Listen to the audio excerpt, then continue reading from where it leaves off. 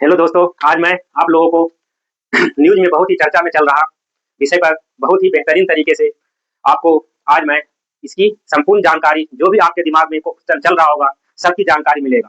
ऐतिहासिक तरीके से किस तरह से हमारे अरावली का महत्व है, अरावली विवाद जो आज चर्चा में है, इसका पॉलिटिकल रीजन क्या-क्या है और इसका ज्योग्राफिकल कंडीशन क्या होगा। इस तरीके से आज मैं पूरी जानकारी आपको बहुत ही बेहतरीन तरीके से देने जा रहा हूँ। इस तरह से आज मैं सबसे पहले हमारे देश में पॉलिटिकल प्रावधान क्या है, इसको समझते हैं।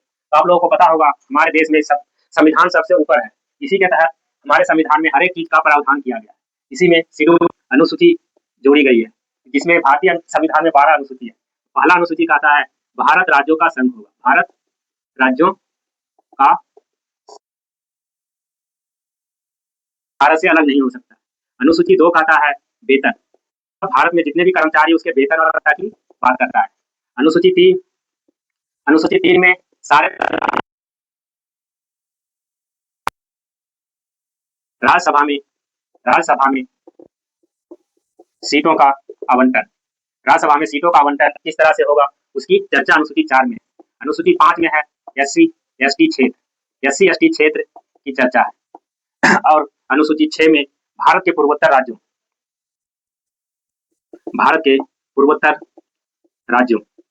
राज्यों में कौन कौन सा 4 राज्य पूर्वोत्तर राज्यों के असम,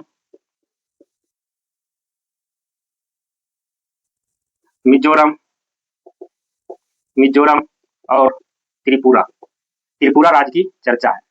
इसमें भारतीय संविधान के अनुसूची 6 में इस 4 राज्य में आप लोगों को पता होगा कि बहुत ही ज्योग्राफिकल विविधता है। इस तरह से संविधान में प्रावधान कर दिया गया है। इसमें कोई भी माइनिंग करना है, कोई भी इंडस्ट्री का डेवलपमेंट करना है तो उसका है लोकल लोगों की अनुमति के बिना नहीं कर सकते। लेकिन अरावली जो है हमारे देश के उत्तर पश्चिम भारत में स्थित है। यहाँ पर इसमें कोई प्रावधान नहीं है, लेकिन पर्यावरण के हिसाब से इस पे अरावली के बचाने के लिए बहुत सारा नियम लगाया गया। तो यही जो है वर्तमान में 2025 में भारत के पर्यावरण मंत्रालय ने सुप्रीम कोर्ट में एक याचिका दायर किया, जिसमें हमारे पर्यावरण मंत्री भूपेंद्र सिंह हैं। अभी वर्तमान में पर्यावरण मंत्री भूपेंद्र सिंह ने क्या है याचिका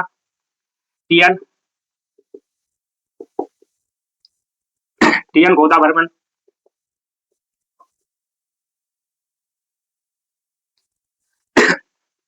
के माध्यम से एक याचिका दायर किया गया। उसको सुप्रीम कोर्ट ने क्या कर लिया, एक्सेप्ट कर लिया। सुप्रीम कोर्ट ने क्या कर लिया, इस याचिका को स्वीकार कर लिया और उसने क्या फैसला सुनाया, क्योंकि आप लोगों को बताया कि हमारे देश में पर्यावरण बचाने के लिए बहुत सारे पर्यावरण का नियम कानून बनाया गया है। हर पर्यावरण के हिसाब से उसको बचाने का प्रावधान किया गया है, लेकिन सुप्रीम कोर्ट ने इसी सारे नियम को क्या है ध्वस्त कर दिया है। क्या कर दिया है, आप लोगों को पता होगा अरावली श्रृंखला क्या है, 4 राज्यों में फैली हुई है। देखते हैं, अरावली श्रृंखला जो है भारत के 4 राज्यों में फैली हुई है। कहाँ कहाँ है, सबसे पहले गुजरात, सबसे ज्यादा इसके विस्तार है राजस्थान, गुजरात, हरियाणा, दिल्ली। क्या है, यहाँ तक इसका विस्तार है, राजस्थान, गुजरात, हरियाणा, दिल्ली लेकिन में है। ये आप लोगों को पता होगा कंडीशन क्या है, ये भारत की क्या है सबसे प्राचीन पर्वत श्रृंखला। अरावली क्या भारत ही नहीं पूरे विश्व की भी इसकी सबसे ऊंची चोटी माउंट आबू इसकी सबसे ऊंची चोटी कौन सी है, गुरु शिखर। ये भी कहाँ है, राजस्थान के गुरु शिखर राजस्थान के सिरोही जिला में स्थित है।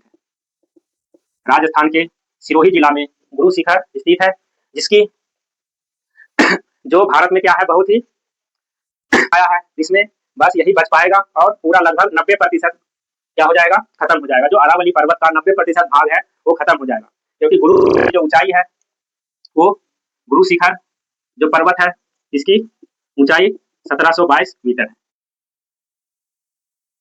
ये 2 फैसला दिया है, क्या क्या फैसला दिया है,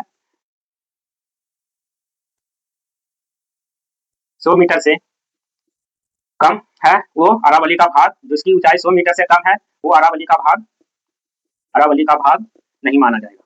जिस भी पर्वत की ऊंचाई 100 मीटर से कम है वो पर्वत अरावली का भाग नहीं माना जाएगा। और दो पर्वत के बीच की दूरी अगर 500 मीटर से ज्यादा है, 500 मीटर से ज्यादा अगर गैप है दो पर्वत के बीच, तो वो भी अरावली का भाग नहीं माना जाएगा। तो मान लो इस तरह से पर्वत श्रृंखला है जिसकी भी ऊंचाई 100 मीटर से कम होगी वो अरावली का भाग नहीं माना जाएगा। दो पर्वत के बीच की दूरी अगर 500 मीटर से कम होगी तो वो भी अरावली का भाग नहीं माना जाएगा। आपको पता है कि ये अरावली पर्वत बहुत ही पुराना है, लगभग 250 से 300 बिलियन साल पहले की पर्वत श्रृंखला है और ये प्री कैम्ब्रियन युग में बना है। अरावली पर्वत कब बना है? प्री, इस तरह से बता सकते हो कि ये प्री कैम्ब्रियन लगभग 250 अरब साल पहले की बात है। और ये पर्वत क्या हो जाएगी, बहुत ही इसमें अपरदन हुआ है, निक्षेपण हुआ है, जिससे इसमें काट छाट के कारण इसकी क्या हो गई, बहुत ही ज्यादा नुकसान हुआ है, इसकी डिस्टेंस बढ़ी है पर्वत श्रृंखला के। तो इस तरह से इस पर्वत की, और देखिएगा बहुत ही, देखते आओ ये मैप में इसका क्या कंडीशन है। भारत के मैप में इसको हम समझते हैं एक बार कि आखिर इसका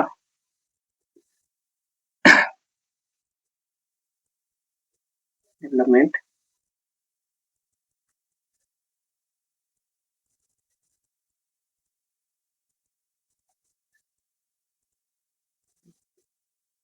देखो, मान लिया लगभग ये मेरा भारत का मैप है। इसमें देखो यहाँ पे क्या है, हमारा अरावली श्रृंखला है।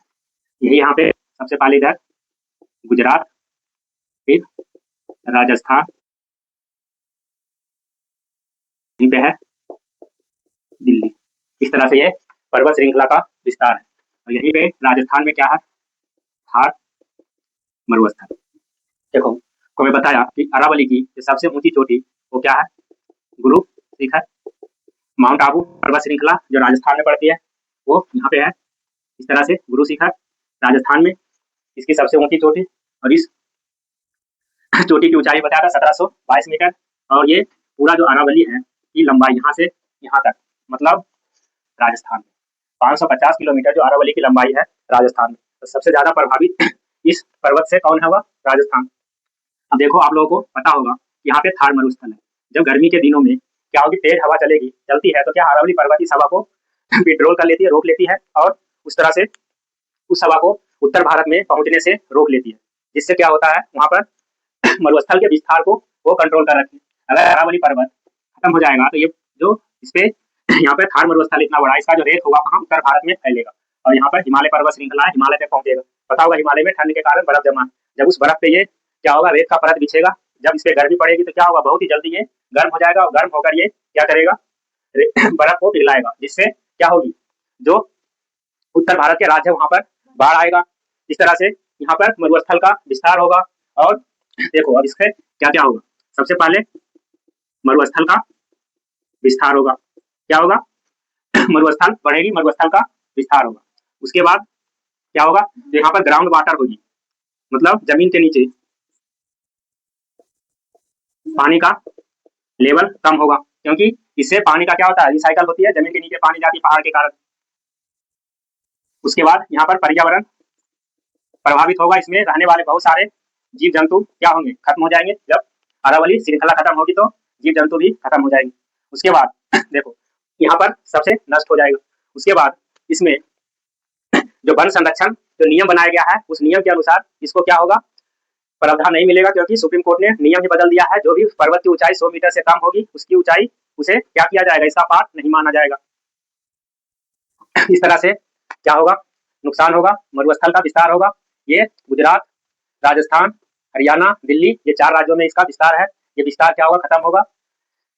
इसकी सबसे ज्यादा लंबाई 550 और 550 किलोमीटर राजस्थान में है। मरुस्थल का विस्तार होगा, जमीन के नीचे पानी की कमी होगी, पर्यावरण का प्रदूषण बढ़ेगा। और इस तरह से हम समझ सकते हैं, अभी वर्तमान समय में देखे ही होंगे इस तरह से हमारे राज्य का उत्तराखंड राज्य, हमारे देश का उत्तराखंड राज्य किस तरह से एक प्राकृतिक आपदा झेला, कोई भी उसको बचा नहीं पाया। वहां पर बहुत ही ज्यादा क्या किया गया, डेवलपमेंट किया गया, इंडस्ट्री लगाया गया, जिसके कारण बर्फ का किस तरह से हुआ, अभी हाल फिलहाल में देखे ही होंगे। अभी वर्तमान में झरिया धनबाद के लोग क्या है, अचानक ही उसके घर में क्या है, धुआं निकलना शुरू हो जाता है, जमीन के नीचे आग लगी हुई, कोई भी उसे बड़ी बड़ी कंपनी मदद करने के लिए तैयार नहीं है। तो इस तरह से क्या है, कोई भी लोकल लोगों को कोई भी मदद करने के लिए अभी तैयार नहीं है वहाँ पर। और क्या हो रहा है, अलीगल तरीके से वहाँ पर माइनिंग किया गया और कोयला निकाला गया और आज हरिया धनबाद क्या है, बर्बाद है। वहाँ के स्थानीय लोग जो जनजाति लोग हैं वो क्या है, अपने घर भी त्यागने के लिए तैयार हैं।